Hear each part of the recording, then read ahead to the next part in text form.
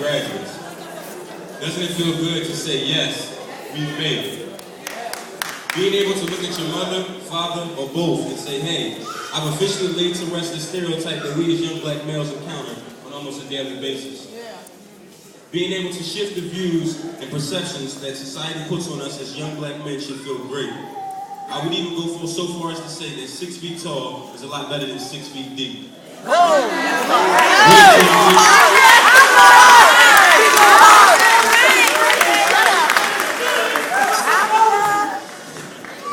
I can remember coming to Fifth Simons, and I did not want to be here.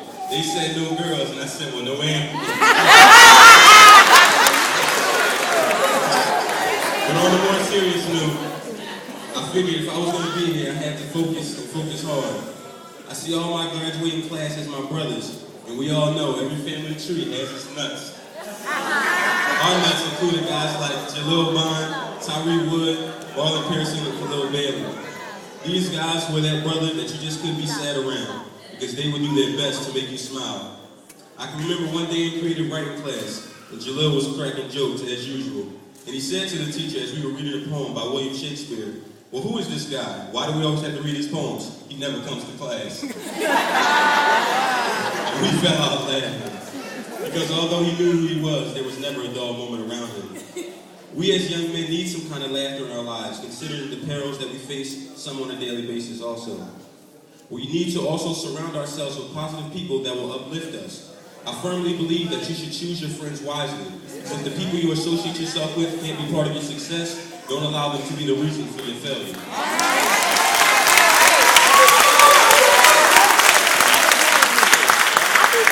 We must also realize that success doesn't always come easy, and that we're going to have to work extremely hard to achieve it.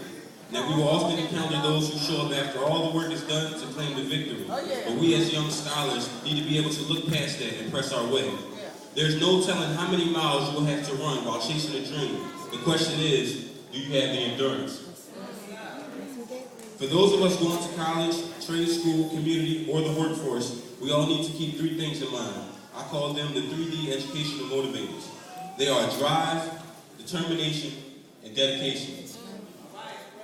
So as we embark on yet another journey into our manhood, we must acknowledge those who helped us get there.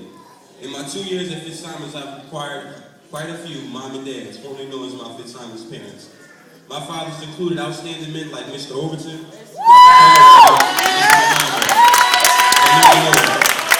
Now, as far as moms go, the list could go on forever. But the ones who had the greatest impact on me were Miss Allen, Miss Sweetsmore, and Mrs. Brown.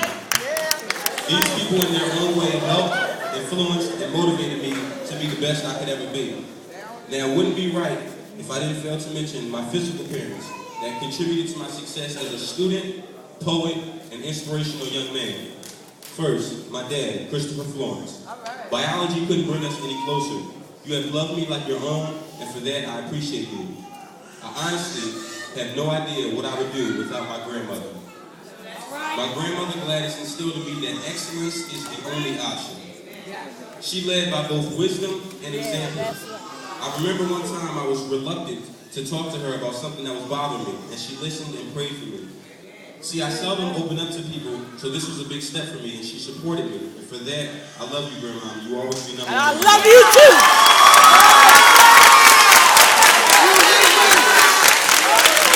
I love you! You did a good job! Thank you! We need to assist our parents in raising us, because outside of taking care of us, they are not mind readers. We need to cherish them now, because tomorrow isn't promised to anyone. We should take a moment to reflect on all the people we've lost this year, on this stage alone, including myself.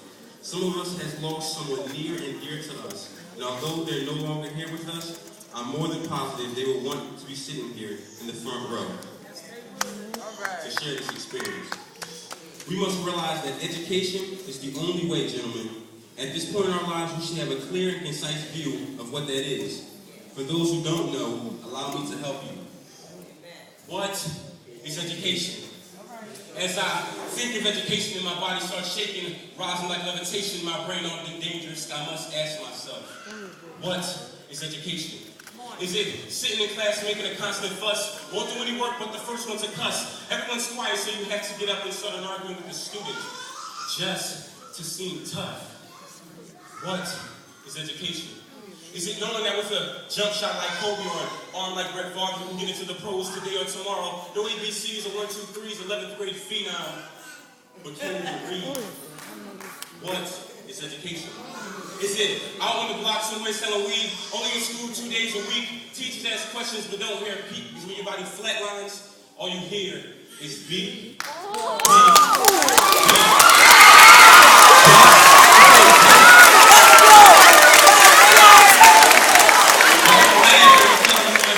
College grad, grandmas, aunties, single moms, no dads, I know. Sounds like one of those newspaper ads. See, I must laugh when others doubt my success. See, I'm a straight A student, I must confess. I refuse to be all down and depressed because my education is something I refuse to suppress. So I'm going to ask you, what is education? Our country is written in 03, 193,000 young black men were in prison. That's definitely not cool, but we're also getting knowledge because what they forgot to mention is 532,000 young black men were in college.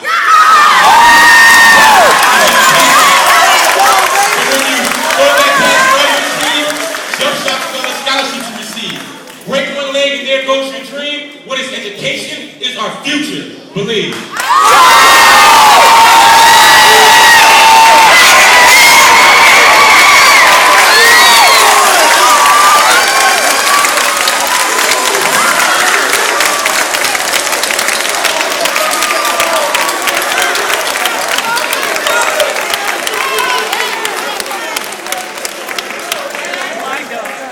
Class of 2010, the time has come to symbolize the completion of the graduation requirements. Please move your tassel from left to right.